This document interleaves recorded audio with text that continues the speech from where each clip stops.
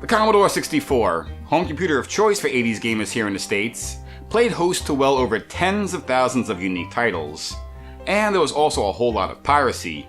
Find anyone who still has a stack of 5 1/4 floppies lying around, and chances are you'll see some Maxells, TDKs, or verbatims with handwritten labels in there as well. Today we'll be looking at the contents and origin of these illicit wares on this seaworthy episode of The Voyage of the Mimi.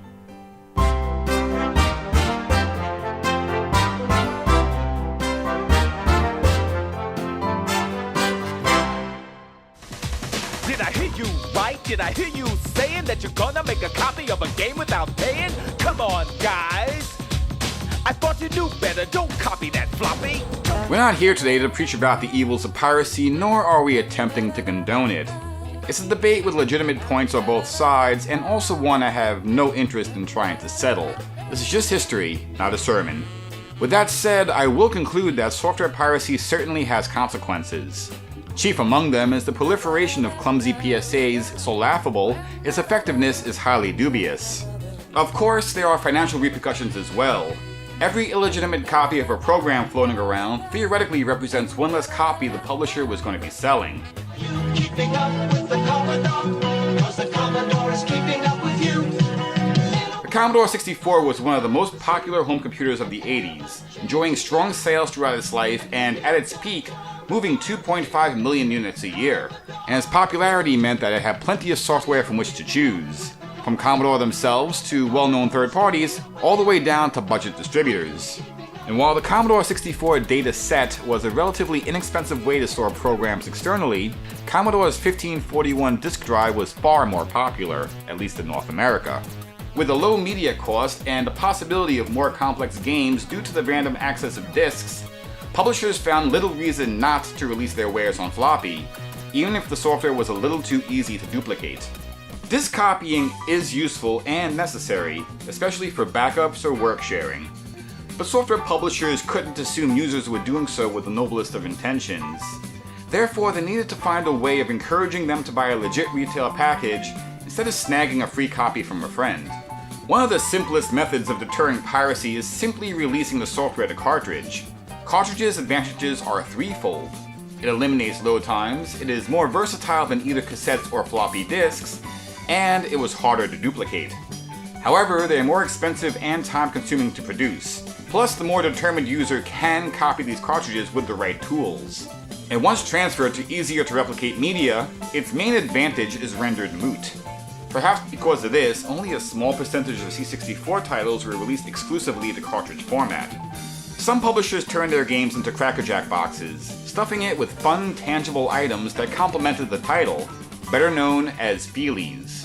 One company in particular, Infocom, used to be quite generous with the knickknacks, and as many of their games were text-based adventures whose graphics were powered by your mind, the physical tchotchkes added another layer of immersement to the game's universe. Some of these feelies went one step further by providing a low-tech method of copy protection. One example was the physical wheel found in 1988's Neuromancer that you referred to when accessing the in-game terminals. The whimsical Dollar Pirate wheel found in 1990's Secret of Monkey Island served very much the same purpose.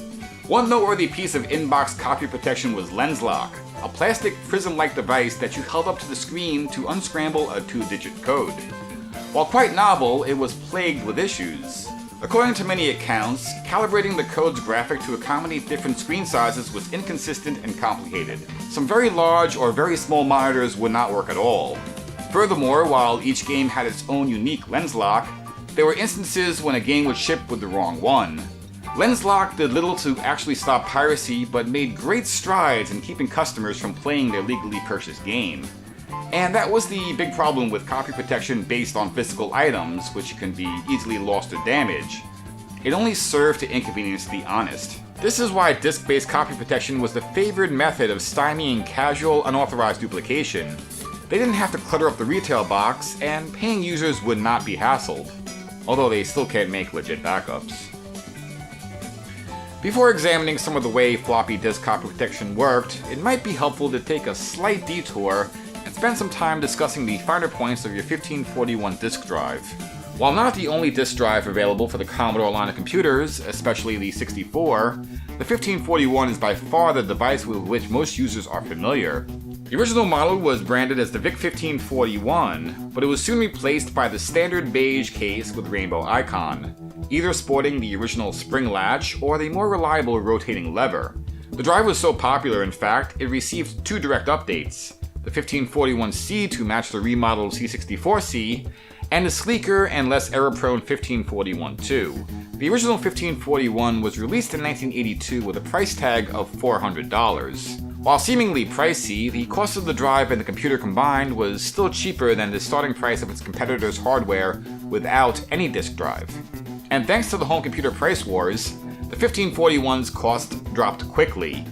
Even Commodore themselves found the drive's strong sales surprising. For quite some time, obtaining a drive was next to impossible as they couldn't keep up with the sudden demand. Add to that an unusually high number of defective units, and many users, such as myself, had to pass the time typing in simple basic programs until a working drive could be found. The 1541 is actually a standalone computer complete with its own operating system. All the processing of the data, temporarily stored in its 2K of internal RAM, is done without using any of the Commodore 64's resources. The drive's data was slowly transferred to the computer by way of a serial cable, and I do mean slow. The 1541's leisurely method of loading data from your floppy was the cause of much derision. Even for its time, it was considered a glaring weakness as its competitors handled disk data way more efficiently.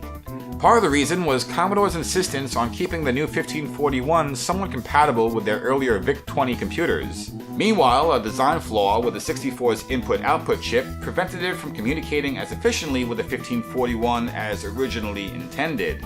Data traveling over the already inherently slower but inexpensive and readily available serial cables had to be crippled even further to address timing issues.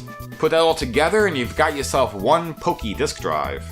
Luckily, both the computer's and drive's firmware could be easily overwritten by third-party software to better handle data transfer, thus speeding up the process. This led to several utilities that eased the pain of lengthy load times, such as Epyx's Fast Load cartridge. Out of the box, the 1541 drive was assigned device ID 8. And yes, this is why you typed "8" at the end of your load string. Oh, and the "1" instructed the computer to load the program into the same memory space as it was saved, mainly for commercial programs that were not written in BASIC. You can add multiple drives by daisy-chaining them via serial cables. However, you need to assign each one its own unique ID. While this can be accomplished temporarily by punching in some commands, you can make this permanent by physically opening your case and cutting a trace or two. This isn't some warranty-voiding hack, by the way. The instructions actually tell you to do this. It was a very different time. The 1541 stores data on your diskette across 35 tracks, one of which is reserved for disk directory information. Floppies can contain up to 40 tracks, though those extra tracks aren't typically used by standard Commodore 64 software. Within the tracks are individual sectors that hold 256 bytes of data each, with 2 bytes reserved as a pointer to the next track and sector. While the software helped direct the read-write head, the hardware itself was otherwise blissfully ignorant of its location at any given time. Because of this, whenever it needs to go back to track 0, typically because of a disk error, the motor will always move back 40 steps regardless of where it is. So if you're on the 23rd track when the drive needs to reset, the head will knock itself against the hard stop 17 times. This explains that violent machine gun noise that's familiar to many a C64 user. It's also responsible for many, if not most, of the drive's alignment issues. You'll also notice that while disks have a little index hole, the 1541 pays it no mind. This means you could use the reverse side of disks without issue so long as you notch it to remove write protection. Copying disks on a 1541 was fairly simple. There were plenty of programs available to accomplish this task, even one that came on a 1541 demo disk. There were also some more advanced copy programs known as Nibblers. Regular copy software will read entire tracks and sectors of the source disk and recreate them on the destination disk in its own way, while typically ignoring any anomalies such as disk errors. Nibblers go a bit deeper, copying data bit by bit, which should, in theory, create an exact duplicate, warts and all. Either way, the process is the same. Data gets copied from the source disk to the drive's internal RAM, 2 kilobytes at a time. Once the memory fills up, you swap out the source with a blank destination disk. From here, the data in memory gets written to the disk. When that's done, you replace the source disk and the process repeats as many times as necessary. The earliest and simplest form of copy protection came in the form of intentional disk errors, which the program looks for while loading. If it doesn't find it, loading fails. At first, regular copy programs would ignore this error and leave it out of the duplicate. However, it wasn't long before copy programs located and recreated the errors automatically. Many of the later, more complex methods of copy protection stemmed from the fact that the machines used to master commercial floppies didn't have the same limitations as the 1541. For example, it had no trouble writing data to the tracks beyond the standard 35. Many copy programs avoided venturing into this area while reading or writing, thus omitting required data from the duplicate. Better still, these floppy disk mastering devices allowed data to be laid out in very specific patterns, using the same index hole that your home drive will pretend doesn't exist.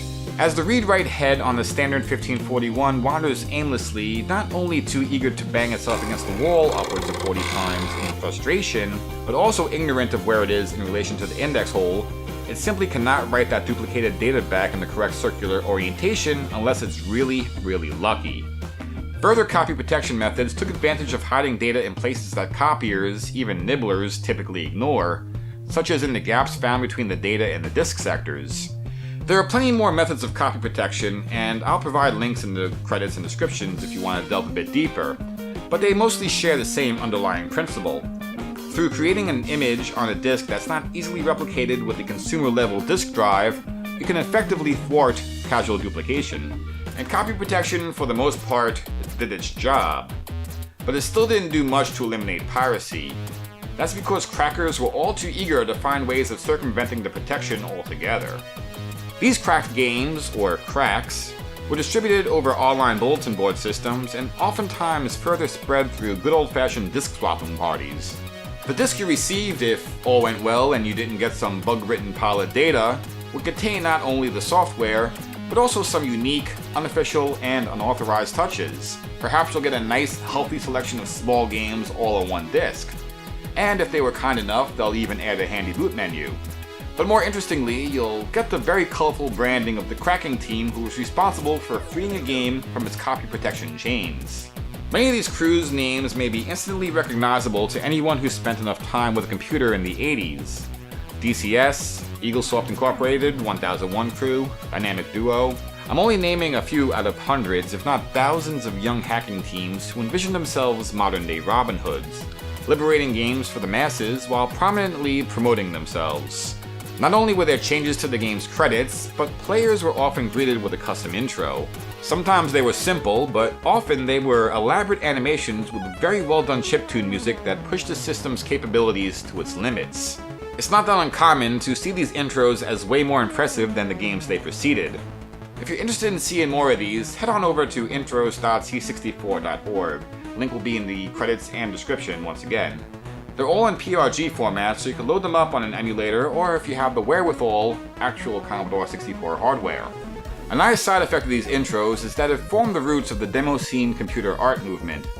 What was originally an eye-catching calling card evolved into a presentation of talents, showing off skills not only in programming, but also graphics and sound. Whether we managed to duplicate a game by working around its copy protection, or got a hold of a cracked version, the outcome was the same: free software.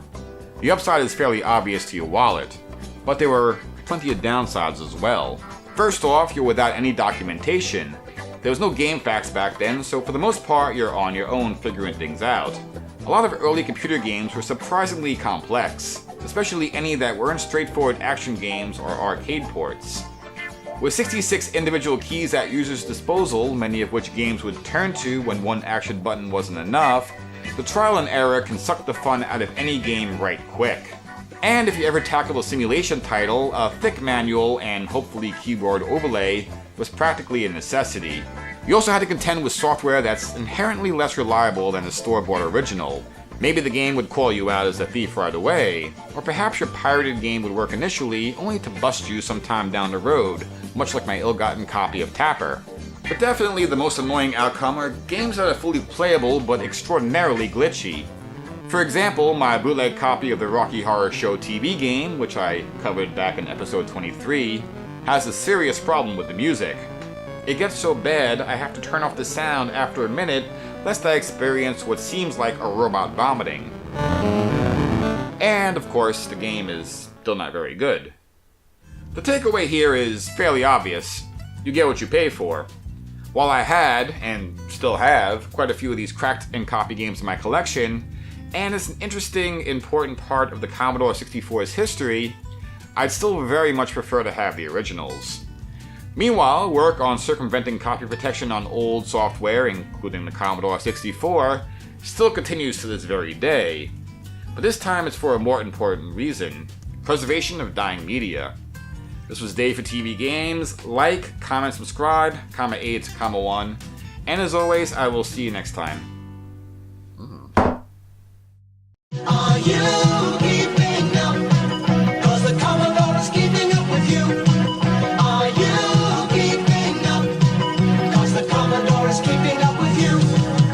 Are you keeping up with the Commodore? 'Cause the Commodore is keeping up with you. Are you keeping up with the Commodore? 'Cause the Commodore is keeping